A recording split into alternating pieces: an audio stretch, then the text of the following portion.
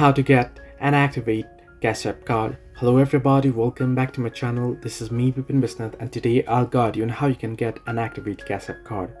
First thing first, you want to simply open up your Cash App account. You should get an face somewhat like this. You want to head into the card option and then you want to select the cash card option. Below you'll get the option that says virtual card only, and you'll get the option to order. You can tap on order, go ahead through the prompts and get your Cash App card.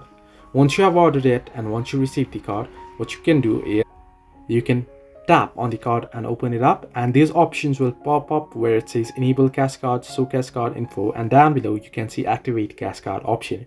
You want to simply tap on it and go ahead through the prompts this time again, and you'll be able to activate your card. So this is the way that you can easily activate your Cash App card once you get it. Hope this helped you. Do like and subscribe, and do not forget to leave a comment down below if you have any further issues as well.